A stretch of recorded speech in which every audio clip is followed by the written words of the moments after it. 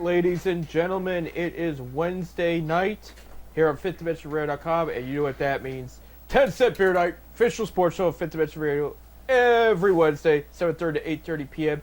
Eastern Time, here in Cuyahoga Falls, Ohio, on FifthDimensionRadio.com. And we are filming here on Monday the 4th, so anything that happens after that, we don't know about. So we're just providing all the information we know up to this point. And we have a returning special guest filling in for Bob Fritz today, and that is Fifth Dimension Radio high school sports announcer Ron Whitmer, back with us at 10 Cent Beer Night here. Ron, how are you doing today? I am just excited to be here, Seth. We're getting so close to high school football season, you can almost taste it now. So I know first time around on Fifth Dimension Radio, Bob's very excited, and I am, and our group of guys that are going to help us out are starting to bubble. So, it'll be here before you know it. Right. It's pretty much football in general is here. We just wrapped up the Hall of Fame festivity, in Canton. Last night, Nickelback played. They always have a big musical guest to end everything. And that was the big show last night. Of course, Antonio Gates, Kent State alum, who played basketball, not football, first ever walk-on non-collegiate football player to go to the Hall of Fame in the pro level. It's crazy. An amazing story. Yeah, amazing story. Absolutely, and we're very happy for him and his family. Great career with they were San Diego at the time, Chargers. And so him and then a couple other guys, Jared Allen. I don't have the list in front. I mentioned it last week, so we had about 4 or 5 guys get inducted here in Canton this past week. Speaking of Chargers, they blew out the Lions in the preseason game, and it was just good to see. It was one of those games. It's good to just see football back. It wasn't a good game, but it was like football was back. You got to see some highlights, and that's all that mattered at the end of the day. Hopefully, everybody gets healthy and whatnot. But I mean, college football announced the rankings today. Ohio State got number 2. Texas got number 1. Okay. So I mean, we're about there. Like Ohio State's opening up camp. I'm wearing Akron U right now for those that are listening on the radio, not on the YouTube. So Akron's opening camp. You got 2-a-days in high school. So, I mean, we are here. Like the football's about here. It's just not underway yet. So, but. Like I said, but it will be. You blink your eye and it'll be here. So, kids go back to school in 3 weeks. So I want to talk about that. You are doing these high school football games, and who's the co-host there for that? The co-announcer. Well, I was afraid you'd ask me that. Here's what I think we're going to do, Seth, is have a rotating guest analyst seat. So there'll be 2 or 3. I've got.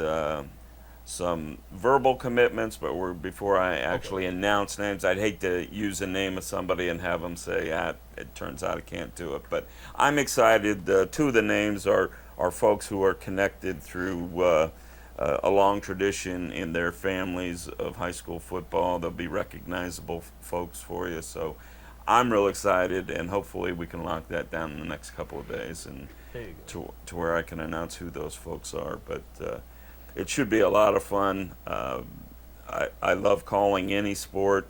Football is certainly, if not my favorite, one of my favorites. But it's always nice to have somebody in that.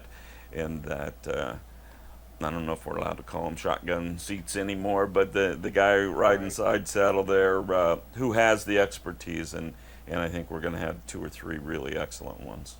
Excellent. And once he makes those official, I know Bob will post in the Fifth Dimension Radio page. Absolutely. And then we'll post on the 10 Cent Beer Night page just to let everybody know, hey, here's the official staff for the football games here. And let's break down the schedule real quick. Starting with August 22nd, we have Waterloo as a school, for those that don't know, way out there in Portage County, kind of like in the butt end of Portage County there.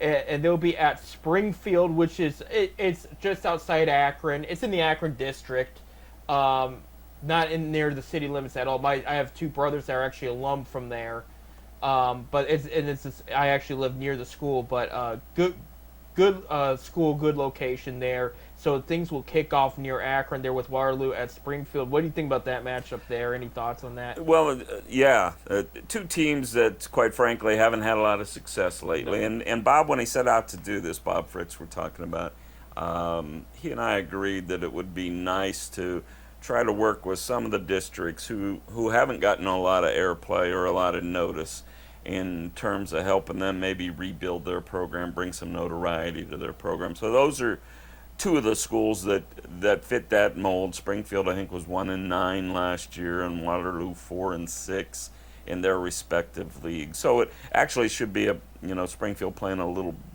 bigger size school league should be a pretty good battle, and we look forward to seeing the progress those two teams are making. Right, and I would think two teams that are coming off, seasons that they wish that they did a little bit better in.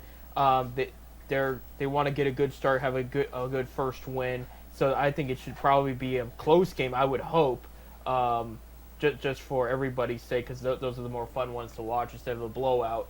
But exactly, we'll see what happens there. So best of luck. Again, no favorites here. Just best of luck to everybody. We want an injury-free season if possible. I know that's easier said than done in football. Absolutely. But we wish these kids very well. They're 15 to 18-year-old kids, so we don't want any permanent injuries here. So that's Waterloo and Springfield. The next week, September 29th, we have Stowe at Barberton, and I know Bob's history, coaching Barberton and bowling and all that, and he's been close to the school there. And actually, kind of a fun fact, we tried to do this years ago, and things just kind of fell through. It wasn't all completely put together. Right. But in those discussions, Barberton was probably going to be one of, if not the school we were going to cover. So Barberton's been excited about this for a while, and now that it's official and this is happening, they are absolutely thrilled. So what do you think about this matchup with Stowe at Barberton? I do know Stowe has had some solid prospects the past decade, I should say, right. in their program. Two proud schools, former, if you're as old as me, you go back to the old Metro League, two rivals from Metro League days, and both in the Suburban League now, one in the American Conference, one in the National.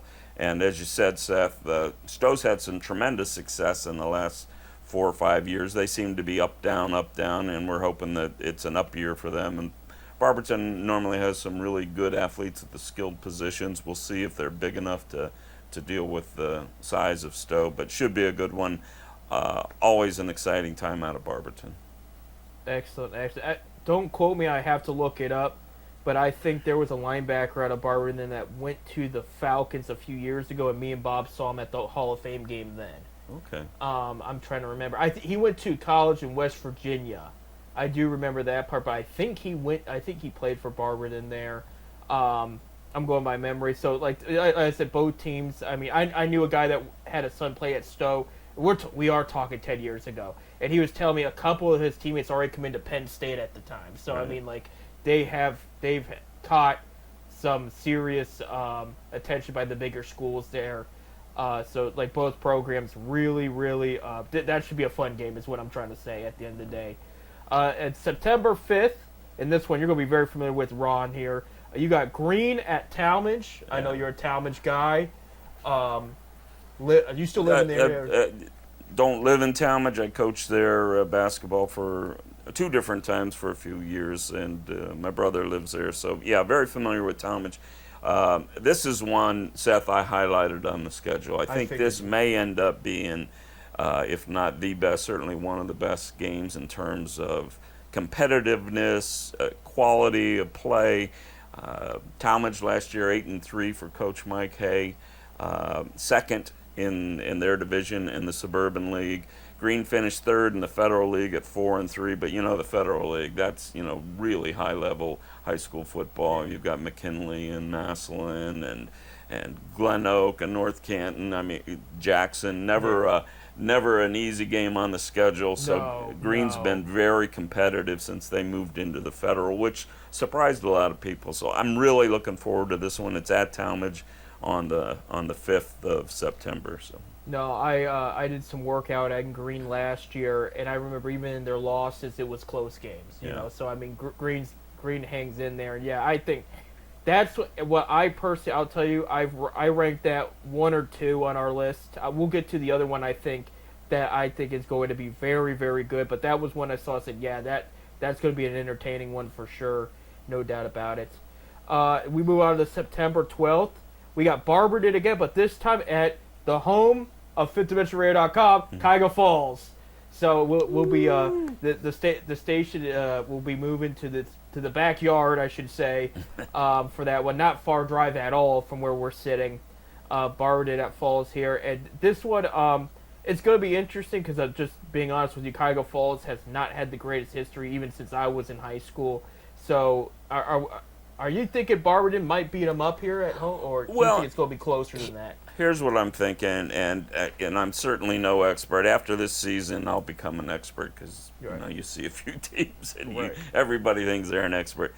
But I think you're exactly right, Seth. The Falls has struggled football-wise for the most part for quite some time now. But here's the thing, and I believe we haven't gotten an official word yet, but I believe this may be the last Cuyahoga Falls home game at Clifford Stadium, where they've played for years and years before they move over later in the season. I believe that's the plan, to play at the new stadium at the new high school, which will be called Lambert Field. And we may get lucky enough to get both of those games, Clifford for the last game at the old stadium and Lambert for the first game, or one of the first games at the new stadium. So really looking forward to that. And why I hedge my bets on how close this particular game will be, I think with new stadiums usually comes new energy and a sense of pride, and possibly that infuses some missing mojo, whatever the right word is for the Falls program. So really looking forward to both of those games, and hoping the Falls is on their way up. Right. And in their defense, too, I'm not trying to pick on the guys. They did get a new coach last year in alma mater, and he was really influential to the kids, I'm hearing. And they did see it. There was a few wins last year, but they did see, the kids responded well to him. So maybe after 1 year under his belt, we might see the next step here. So they might come out and surprise you. You never know. But if that's the last game at that stadium, maybe they come out swinging, and Barberton might have to take a surprise L there. The next one, this is the one that I was struggling between Green and Talmadge here. September 19th, we have Ellet at Mogador. And for listeners that are a little outside Ohio, because we get a couple hundred listeners, some of them, not all of them, from Ohio. Mogador is a powerhouse football school. And while we always talk about Field and Mogador being the rivalry, Ellet is not far from Mogador at all. So this is kind of like, in a weird way, if Browns and Steelers are Field and Mogador, Browns and Ravens are probably Ellet and Mogador here, I would say. Right. So I just, sorry for cutting you off there, but I do have history here at both schools, so this will be a really interesting one. Mogador's tradition of winning, success in the state tournament, had their first losing season in years last year. I think they were 6-7 once, but they still made the playoffs and got a few wins in the playoffs. And Ellet, I saw this game at Ellet last year, and Ellet was really strong in the skilled positions. They were a little lacking on the lines. Mogador pulled away late and won the game. And these two communities actually share a border, so I'm going to call it the backyard brawl. And should be real interesting. And on another level, it's interesting because Bob is an Ellet graduate. I grew up in Ellet, but we moved to Mogador, so I'm a Mogador graduate. So we're going to have a little, meeting of the minds, butting of the heads, probably in the press box that night to see who comes out winner. But great facility at Mogador, should be a full house there, and it'll be a lot of fun. Right. Well, maybe not share the press box with him. I did not go to any of these high schools here, but I grew up in Akron, and there was always we didn't grow up near Ellet, but Ellet was always in that conversation. I grew up in the Bookdale territory, but I graduated from the school's no longer around, Mogador Christian Academy. So I've seen both the Akron and the Mogador side of things, and so that's why I was like, this game should be very, very good. No matter who wins, it comes up on top here. Going on the end of September there, September 26th, we have Coventry at Woodridge, a good Akron battle there. How you feeling about that one? I think Woodridge has been up and down, but traditionally here in the last decade or so, very solid program. I look at Woodridge being at home also probably the favorite in that one, but it'll be interesting to see where Coventry is with their program at this point.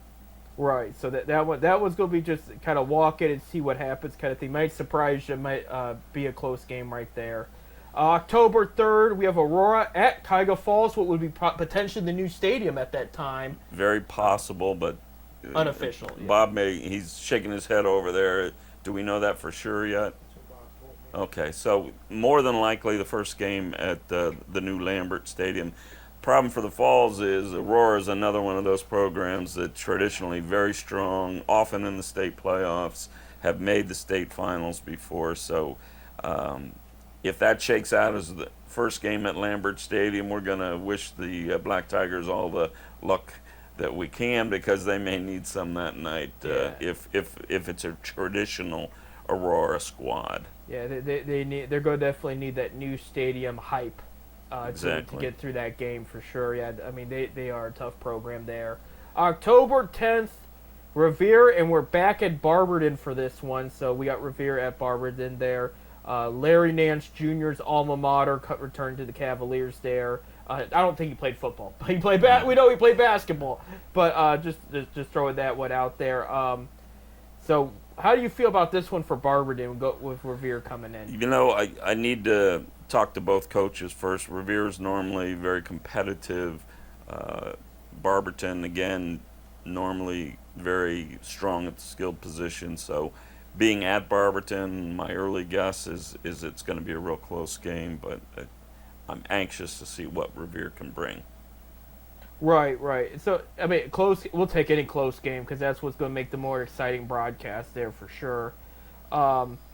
Then we go to October 17th. We have Twinsburg at Stowe. That one could be a solid one. That was when I was looking. I was like, this was a toss-up because it's either going to be it's going to be extremely close, come down to the wire, or one team's going to blow out the other. I mean, I don't think there's going to be a middle ground there. Two big schools, two former rivals in the old Western Reserve Conference. I think that lasted 10 or 15 years with that particular conference. I agree with you. I think at Stowe, maybe an edge to Stowe, but two good programs and should be a great night of football. And that's coming close to the end of the schedule there because they're going to be mentally ready to try to get into playoff mode. And so I think those two are going to go right at it. So that was, like, if I had a top three, I think we already mentioned with Green and Talmadge and Ellet at Mogador, and then Twinsburg at Stowe would be the other one. So we have to take a break. When we come back, we'll talk about the last one, and then we're going to talk about the Major League Baseball trade deadline and how many more Guardians are going to get in trouble with this scandal going around. I mean, this is getting bad. They didn't have a bad week this past week. We'll talk about that and more. Stay tuned.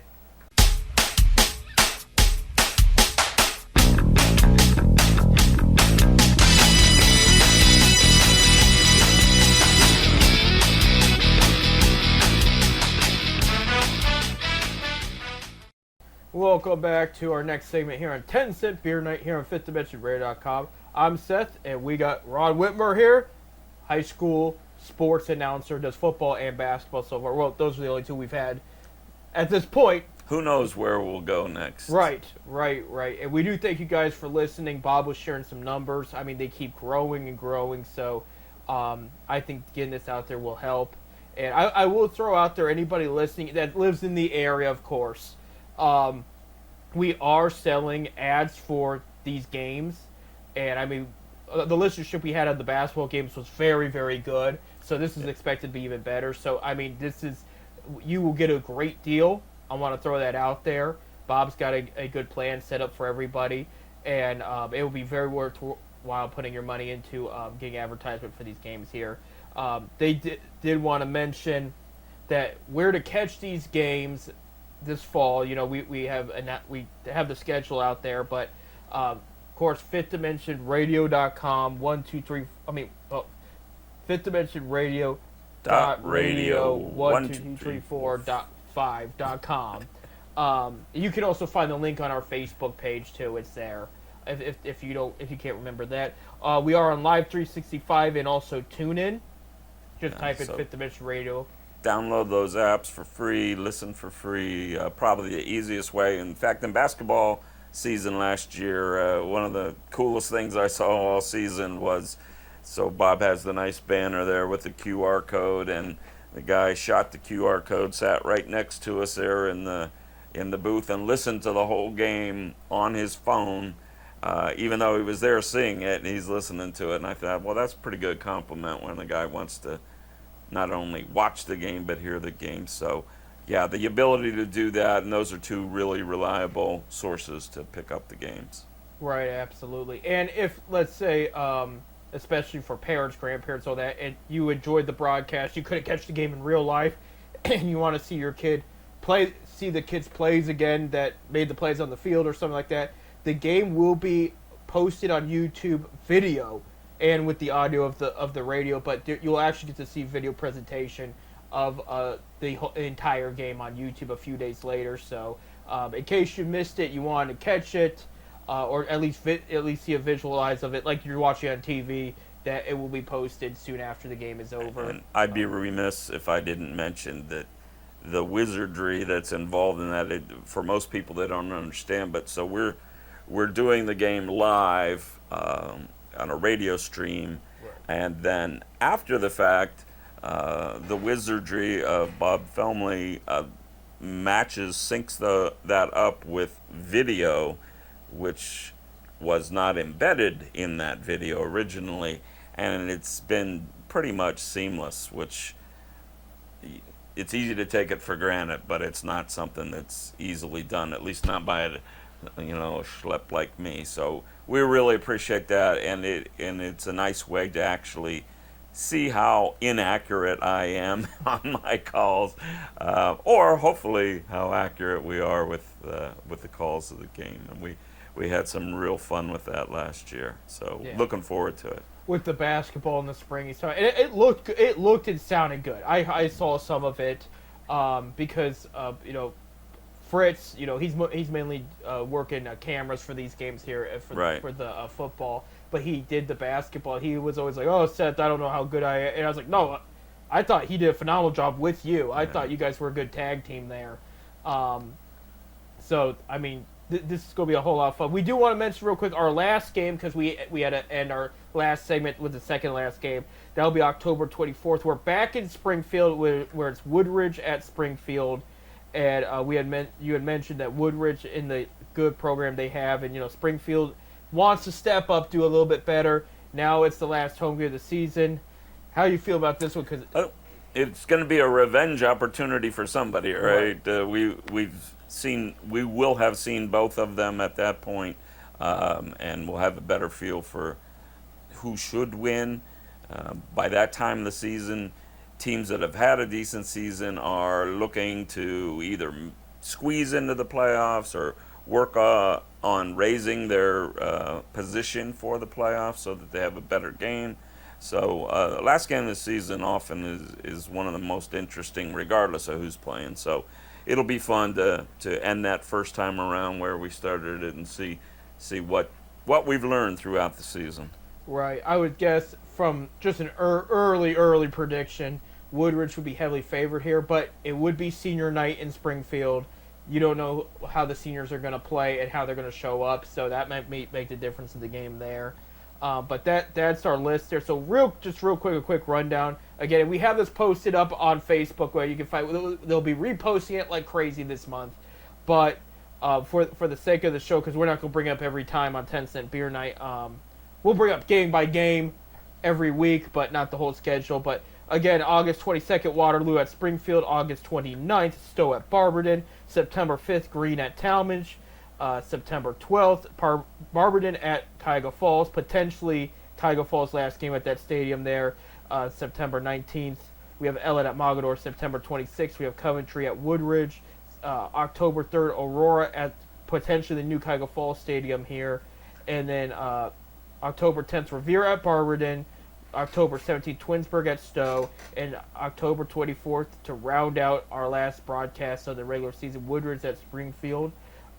Would be, and I don't know any information. I'm just throwing this out as an idea. Would be cool if this really clicks and people like it. If we could get some playoff games there at the end, but we'll see what happens. Yeah, I mean, it's what will help is, and you mentioned it briefly there, Seth. We didn't do this with the basketball season. We were kind of dipping our toe in the water, as it were. But football season, there will be some sponsorship opportunities, and if you know anything about the Ohio High School Athletic Association, they are also a money-making operation. So when you get to the playoffs, there's broadcast rights fees. So if we do okay with sponsorship, I'm sure that's something Bob would consider us trying to do some playoff games as well. awesome. So yeah, we'll see what happens one game at a time. But this is gonna be a whole lot of fun. We have, I'm counting here, 10 games here. I believe it's 10 game 10, schedule. 10 game schedule. Excellent. And so Fifth Dimension Radio will be all over the Akron, Cuyahoga Falls area here. I don't think we go too far. We're all Summit County unless I miss something. So we'll start there this year, see how that goes, and hopefully this thing takes off and we get multiple announcers and we can do multiple games. But that's down the road.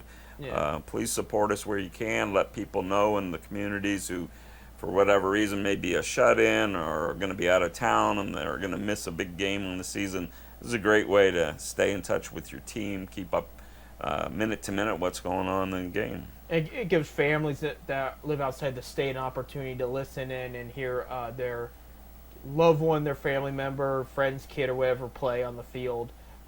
Just to hear live broadcast would be an awesome opportunity there. Because the reality is, and I saw a poster of this recently, because they want to teach some of these high school football players their education should come first, and they're breaking down the numbers of who goes to Division I colleges, who goes to the NFL, how long the NFL career lasts, and whatnot. And I mean, the percentages are small, so for some of these kids, this is it. Yes, absolutely. We don't like to think about it, but I went through it as a school athlete. A lot of I almost said Bob, but that's not true. He got drafted by the Pittsburgh Pirates, so he got a little limelight there outside of high school and college. But like for some of these guys, this is it. So a chance to broadcast worldwide one of their games is an honor, to say the least there. So there you go. That's our Fifth Dimension Radio High School breakdown there.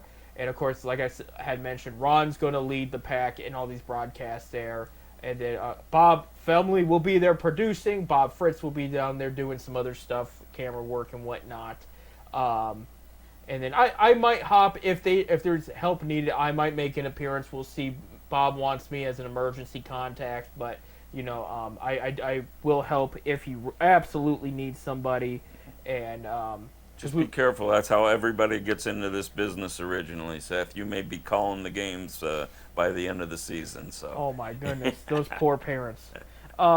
Speaking of poor parents and disappointment, I can't wait to see where this is going. This Cleveland Guardians scandal thing is getting very interesting. Yes. Yeah. I will start with the good news. They didn't have a bad week this past week. They took 2 out of 3 from the Rockies and the Twins, so they went 4-2 this past week. They are second in the American League Central now, 8 games behind Detroit. But the trade deadline came and went. They did trade Shane Bieber and got a prospect. That one, it's like, fans hate to see it, but it was like at the same time, he hasn't been the same since 2021. Right. So he's barely taken the hill in the last couple of years. So right. And I think Blue Jays added him for next year more. Correct. And they got one of the top rising prospects in the game as a pitcher. I don't have him in front of me. I can look that up here real quick. But the bottom line is now they're saying there's potentially more names that are going to be released from the scandal. Luis Ortiz and Emmanuel Clase's lockers were cleared this past weekend, which means they're done for the season. Right. Like, forget about it. They're not coming back. So, all that being said, they're going to, and they didn't trade Quan, so that was kind of a relief for fans, because it sounded like they were leaning towards making a move too early. Again, he's under contract until 2027. I thought, he's 28 years old, 3 straight All-Stars. I said, what's the rush of trading this guy when you need him right now? So that was good. They did call up C.J. Kaifus, prospect outfielder there. They lost Chase DeLauder probably for the rest of the season, who was first-round pick a couple years ago. They wanted to see him up at this time now. Not going to happen. The good news is, especially for our Akron Rubber Ducks here, Bazana's back. I guess he's playing very well at this point, So that is great. I would have to look up the name of the kid they got here. But going back to their schedule this week, tough matchup at first, and then easier matchup coming at the end of the week. The tough one is they're at New York against the Mets, and Mets are playing good ball right now. Francisco Lindor, going against his former team. MLB Network did pick up Wednesday's game, which will be over by the time you hear this at 1:10 p.m. And then at the end of the week, they're going at Chicago to play the White Sox, and that should be a sweep, hopefully. Last time Chicago did take one from them. They got to get every win they can get at this point here. And like I said, trade deadline came and went. There were some impactful moves, some of which did change a bit in the division. I will mention too, they traded Paul Sewald to the Tigers, so they kind of helped the Tigers get a little bit of a better bullpen. That's if Sewald plays, because he's been hurt. One name I would like to see them get, my opinion, especially if somebody's going to get suspended again, Marcus Stroman got cut by the Yankees. Might not hurt to just bring in another starting pitcher. And he'll come cheap. He's, as of right now, he's healthy. But that's one guy I think they should consider bringing in, because they need all the help they can get. He's not bad. Yankees kind of loaded up there. I think the biggest trade of the whole deadline was Padres getting Mason Miller and J.P. Sears from the A's. And Carlos Correa going back to the Astros was cool, but I think the Padres trade was big because they got 2 great bullpen pitchers on already a great bullpen. This is their pitching coach, Ron. I don't know if you remember. He was the minor league pitching coach for the Indians, and they were the Indians at the time, under Francona, and he helped develop Corey Kluber, Carlos Carrasco, Trevor Bauer, and all of them. And now he's their pitching coach, and he's made an absolute impact over there in San Diego. I really thought at the beginning of the season, that first series Cleveland wins out there and playing the Padres, I thought, boy, this could be the Padres' year to squeak by the Dodgers. And certainly still a possibility, but they hit a rough patch there, and we'll see what goes on with that. How about the Twins and the unloading of like 10 guys at the deadline? It seems like they're in starting over mode. It sounds like it, and I think Baldelli will be showing the door at the end of the year, unfortunately. Kyle Stevens, by the way, is who the Guards got back in the Shane Bieber trade. Okay. That's his name. I guess he's lighting it up in the minors, and he's been for a while. So Blue Jays gave up a nice piece to make, and that was just the trade right there. Was those 2 swapped? Padres, you mentioned there, made also other moves. Ryan O'Hearn and Raymond Laureano from the Orioles. I was shocked out of everybody that's the Padres went out and got them. They got Nestor Cortez too, the guy who gave up the grand slam against Freddie Freeman in the World Series there. Right. But he's hit or miss. Good, strong lefty, southpaw there, but he will give up home runs. That's the issue there. Kind of a borderline just fastball pitcher there. And I did see Cubs acquired former Akron Rubber Duck Willie Castro there from the Twins. One of the guys the Twins unloaded there. Yep. Castro, I had a funny experience. I'm going to bring it up now. I brought up last year when he became an All-Star, but I was an intern for the Rubber Ducks in 2018 when he played for them, and was then traded for that outfielder from the Tigers. Martine, I think his name was. Yeah. He almost passed away shortly after the Tribe got him. Right. He got an infection, and they were scared for his life. But I was in the rubber duck. I was Webster the rubber duck in the costume there, and I was getting off the field from between the inning antics, and he was sitting there all. Usually I don't mind the players because they're minding their own business, but something felt off. I'm getting down the stairs, and he smacks my beak so I can't see, and I almost tripped and fell. Oh. And I turn over and look at him. He goes. And the teammates are laughing. It was all for fun, He was just messing with me. He wasn't trying to be mean, but he found an opportunity just to see how I'd react if he smacked the beak. And the beak is how you see in that costume. So that's how I remember Willie Castro there. But yeah, I mean that was a guy. I don't think it would have been a bad idea for the guards to try to get back because they need shortstop help. Well, and what's his name's back though? Gabriel Arias. So they are getting a little healthier there. But Yeah, I'm not sure how many times they're going to give him a chance. So no, but you got Padres and Yankees and Tigers loading up with bullpen help out like crazy. We're talking about they pulled the we'll trade for the closer and make him our setup man for the rest of the year kind of moves. All three teams really did. So I mean the guards this week, it should be a decent way. The Mets is the one that they should be worried about because if they're not careful, they could potentially get swept in New York with how good the Mets are playing right now.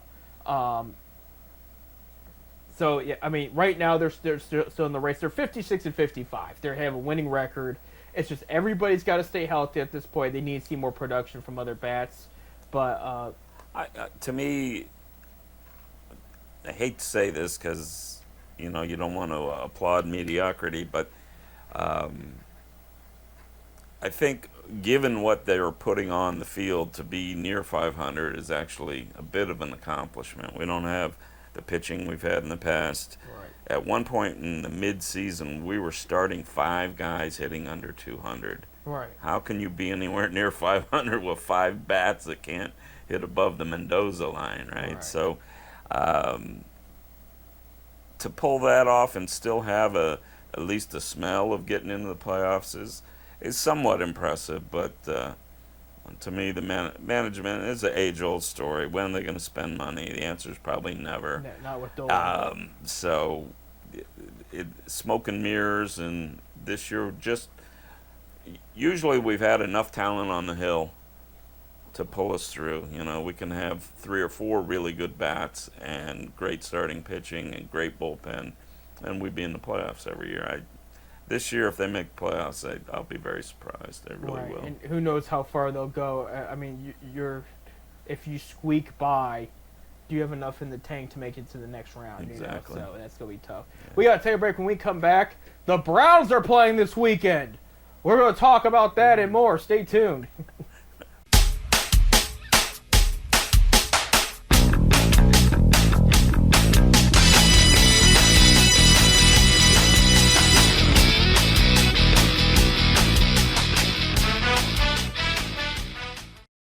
And welcome to our last segment here on 10 Cent Beer Night. I am Seth, and we got Ron Whitmer, Fifth Dimension Radio, high school sports, announcer, analyst, everything else. Returning. It's his second time on the show. Came in as a guest during basketball here when the high school basketball was going, and the Cavs were at the time red hot. What a disappointing end that was. It was, but Seth, as it turned out, and I know it's not your big subject here, but as it turned out, they lost to what became a team that went to the finals and was, that close to winning it all. So I think the Pacers, and going into that season, the Pacers were very highly thought of, and didn't have a great start, but they came back and proved that they're a force to be reckoned with. Now they've lost some real key pieces for next year, and from what I'm seeing, the Cavs are being picked by a lot of folks, even above the Celtics, to win the East. So. Well, Celtics have lost pieces too. They traded away some guys. Tatum's probably out for the season. Right. So they're saying New York's probably the Cavs' biggest threat as of right now, but they're saying the Cavs got more to offer as, they're just trying to figure out that last roster spot right now. But no, I'm very upbeat about the Cavs going into the season. And again, I agree with you. I warned people about the Pacers all year. I said, you got to watch these guys. You got to watch.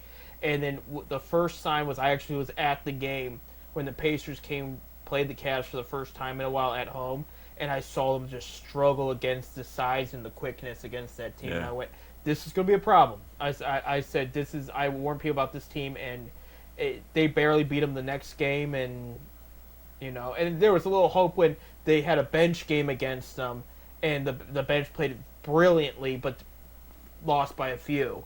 But Pacers still played their starters for seed positioning.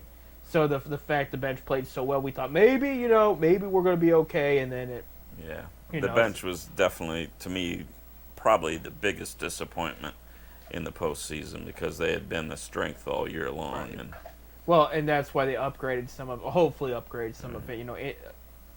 Aside from injuries and everything, it should work out. But no, that's cool. But speaking of players that are supposed to be out for next year, along with Tatum and Halliburton, another player that had a similar injury, Damian Lillard, going back to the Blazers, I thought that was a cool thing. He got cut by the Bucks, but instead of going to a big city, a team trying to ring chase, he wanted to go back and compete to the team that took care of him all those years. I just like you, I was really happy to see that. Hopefully he's going to be healthy enough to make an impact. Right. You never know after those kind of injuries, especially a guy that's starting to get towards the end of his career. Right. And I will tell you, they're going the right direction. They have a lot of good pieces there. I don't think they should have done the Drew Holiday trade. I thought they gave away a key piece there, in my opinion, but that's whatever. I mean, but I can see Blazers being a low seed playoff team even without Lillard next year, the way that they have things, how they position themselves. And before we get to the Browns, I do want to say a quick shout out. Last week, University of Akron star alum Enrique Freeman was cut by the Pacers because of, juggling all kinds of contracts and not having enough seats. He signed with the Minnesota Timberwolves last Friday on a two-way contract, so he is still continuing his NBA career. And we knew he would, but it was like, who was going to pick him up? I think the thing that surprised me was one of the reasons the Pacers declined his option was they were loaded with guys under the basket. Wolves are also loaded under the basket, so they might have a different plan for him. I mean, they could move him to small forward. He's got that size. But it's good to just see him still continue doing what he's doing because he can compete. He had a beautiful summer league. I know it's just summer league, but I mean, you make an impact against those other professional, because they are still pro players. Sure. It says a lot, and he did play well in the short time he was in Indiana. So we wish him the very best. We know he was just in Akron for the alumni versus the current Zips team game. Special, I think it went to charity or something. I don't remember. Bob was telling me about it, but he was in Akron playing that game, and he did mention that he was glad Indiana moved on from him, so he got a chance to get more playing time elsewhere. So he's a young guy, a hard worker. Is to me still getting better. So right. I'd like to wish him the best, and I truly believe his best days NBA wise are probably still ahead of him. So good luck to him. Absolutely. A lot of good things happening with Akron players. I mentioned last week Chris Livingston, a Buchtel alum with the Bucks. Now they're talking about him having a regular part of the rotation for the Bucks next year. He played a lot of G League last year, and that was the plan, was to develop him, not rush him. And he averaged 24 points a game in the summer league. I mean, he had a great summer league too, and they're saying he's going to be a part of what they have with Giannis and all the other pieces they added over the offseason. So we wish him the best luck. And I was reading an article over the weekend. I don't know if you're familiar with the name Darren Peterson. Peterson, sure, from CVCA. The rumor has it NBA executives have him penciled down as the early #1 overall pick from Kansas. Yeah. So that would be incredible. Born from Canton, grew up in Cuyahoga Falls, right here, where we're sitting. That would be a very interesting scenario to see him get picked #1 overall. But again, we're so far out, you don't know. He's expected to be a top 5, if not top 10 pick. But right now, they're saying if it were to happen today, they're saying they think teams would lean towards him at #1. Yeah, probably the most buzz for a local high school basketball player since LeBron. That's what they're from saying. this area. Yeah. Just highest rated Ohio prospect since LeBron. Chris Livingston was the highest Akron prospect since LeBron. Okay. But Peterson was the overall Ohio prospect since LeBron. And, I mean, reminds me. I'm just picking a name here. Tomo Schoeninger. He reminds me a little bit like Brandon Roy, who is we talk about the Trailblazers. Very good basketball player. Career. He was Hall of Fame talent cut by injuries is what it was. And I think that's the type of player he's going to be, and every team would take that type of player right now. Even the Cavs not saying they're going to get him. I mean, they're going to be a winning team next year. But I'm just saying, in general, any team would take that type of player there. So, but yeah, we just had the Hall of Fame game, which means this coming weekend we're going to have more preseason games, including the Cleveland Browns. We're going to see some Browns football this weekend. Left a bad taste in our mouths at the end of last season here, but again, that's what I love about preseason. It's fun to watch because they could get blown out and you don't care. It don't matter. It's just getting the younger guys some reps. It's getting their bodies and feet warm, wet, whatever you want to say, to just get them ready for the season. And we have an interesting quarterback battle here in Cleveland. I mean, it's right now. It is probably the weirdest preseason game we're going into, and it has nothing to do with they're at Carolina against the Panthers, 7 p.m. is the game time. It has nothing to do about the team they're playing. It has nothing to do with the location. It's just all the noise going on because right now the team's very upbeat. You've had players say, "I feel better in this camp right now than I did last year," just with the atmosphere and everything. But Martin Emerson goes down with an Achilles tear. That hurt the team. Quinshawn Judkins, a hot name that came out of the draft, not signed yet. He's being, they're investigating into his situation as far as physical abuse is concerned. So he's not going to be available for the game there. You had one linebacker, Hicks, retire up and retire there. And then you have this quarterback situation where you don't know if Kenny Pickett's going to play this weekend. Okay, he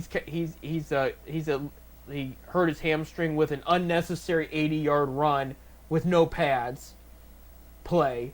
So it was a very Browns-like move. Right. Joe Flacco could be the number one guy you see this weekend. I think he's going to have the job at the end of the day. Dylan Gabriel's getting a lot of reps there. But out of all the number, and again, these are training camp numbers. They don't mean anything. But going by the numbers, Shedeur has had the best numbers between all four quarterbacks. So I have to tell you this. So we ahead. mentioned during the break that I've been traveling last week, and I was in New York City and Atlantic City, and a friend taught me a long time ago to wear shirts with local teams or schools when you travel because it always starts conversations. Everybody who wanted to talk to me wanted to talk about the Cleveland Browns 4 quarterbacks. And I thought, well, all I could say is it's the Browns. This is what we do. We create controversy where there should be none. We sign criminals, borderline criminals. We bring in 4 quarterbacks for a competition and don't name any of them the starter, so you have this drama going on. How and why otherwise anybody from outside Northeast Ohio be talking about the Browns, I don't know, but they are. That's all I want to talk about, the Browns. So there you go. Maybe that's what the Haslam's had in mind all along. And they may have. I mean, I find it very interesting. And I for the record, I'm not against the Shedeur pick at the 5th round. I'm not against, if we were going to take a chance, so I'd rather they drafted him 5th instead of 2nd overall. I didn't mind him going into the draft. There was some things I wasn't sure about, but I would love to see it work out so we could use the next draft for other positions. But I bring it up because I have never seen so much hype for a 5th round pick. I mean, the first overall pick is not getting talked. He was a quarterback, Cam Ward, is not getting the talk or the hype. This 5th round pick, Shedeur Sanders, is going. Oh, not even close. And on top of it, and me and Bob, we like to just throw this out there. We're talking about these 4 quarterbacks. The highest paid person on the team is a quarterback, and he's not in the conversation. Yeah, it's the craziest. It's so weird. And then on top of it, what I find interesting, I'm not saying anything's going to happen here. You had 2 big name players over the weekend demand trades, and there's a rumor Cleveland could talk to either one of them and see if it would make it work. You have Terry McLaurin of the Washington Commanders, wide receiver. He played for Ohio State. Denzel Ward called the team out on Twitter. Brant called his team out, the Browns, and said, I want him, see if you can make it happen. And they were looking for another wide receiver before the draft. They were even talking to Brandon Ayuk about the 49ers again. Right. They had conversations, I guess, about Jalen Waddle and the Dolphins. So there was conversations happening, but no moves. That's a possibility. Micah Parsons' name for the Cowboys has been brought up. I think the Cowboys will work it out. What I don't like to hear is if he gets traded, where's he going? Well, he's from Eastern Pennsylvania. And there was a certain team he was talking about he wouldn't mind playing for. You can connect the dots there. That's something I don't want to see because that would concern me. But I think the Cowboys will make it work out. But, I mean, because the Browns do have future cap space now because Watson's contract's going to be eliminated soon. And Miles is the only one that's eating up some of the cap for the next 5 years. So maybe there will be a move there that pumps the fans up. But it's very interesting what's going to happen because it does sound like they're going to move on from one of these quarterbacks at the end of the month.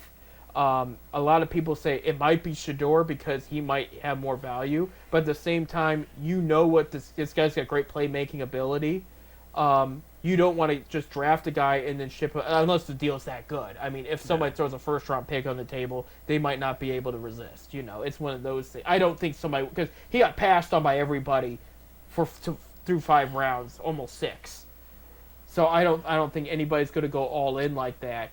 But Kenny Pickett's name could be brought up. I know Saints are having a quarterback problem. His name was brought up there. There was another team that was brought up. I can't think of their name right now, but that was in need of a veteran backup quarterback, and Pickett's name was because I have a hard time seeing the move away from Flacco with how well he's doing with the teammates, how he's hanging out with them, all the hype and everything, and the fans were excited to get him back. And when you didn't sign Chubb back, Flacco kind of softened the blow there. Right. Well, Flacco is a pro's pro, right? He's been there, done that in many cases. Not a Hall of Famer by any stretch, but solid, gave Browns hope for a short while 2 seasons ago, right? Right. So there's so many good feelings invested there. But to me, if that's your solution to the quarterback problem you've had since arguably Bernie Kosar, they swing and miss so often, and then when they get a guy who is a solid pro, and you may not feel this way, but Baker Mayfield has proven he's a solid pro. No, I like him here. To move on too quickly from him and spend the kind of money they did on somebody who was already in a lot of trouble. It's hard to have faith in the Browns, especially at the quarterback position. So I'm not sure it matters a whole lot. I agree with you that Shador was a good roll of the dice in the 5th round. I would have hated that as the 2nd pick in the draft, but they didn't do that. So maybe he's the answer. Maybe he is. Maybe. I'm not putting any money on that, but maybe. And I'll honestly give Dylan Gabriel an opportunity too. I know some people write him off because of the size and he wasn't the flashy name, but it's like, look, this was the one guy, and I'm not saying they're the experts, but the other guys run the team. Kevin Stefanski and Andrew Berry never selected a quarterback outside DTR. That was the only one where they said, this is a project, we're not banking on it, but this is a guy we like. They never had their guy, their pick. This is their pick. They said Cam Ward was the best quarterback in the draft. They thought Gabriel was the second. They see him basically as a left-handed version of Russell Wilson, is how it's been painted, with the accuracy and then enough arm strength to make it happen. They like his vision too, but the question is, like, does he have enough? Because a lot of teams, weren't sure about. I did hear, I don't know if I brought this up in the show in the past, but some people said, well, he would have been there in the 5th round too. He would have been, Dolphins came out and said they were 4 picks away from Cleveland. Yeah. They said if he would have felt, they would have taken him. They thought because they liked his style. He reminded them of Tua, and so they were just like, we get a backup similar to Tua's style. That's going to work out.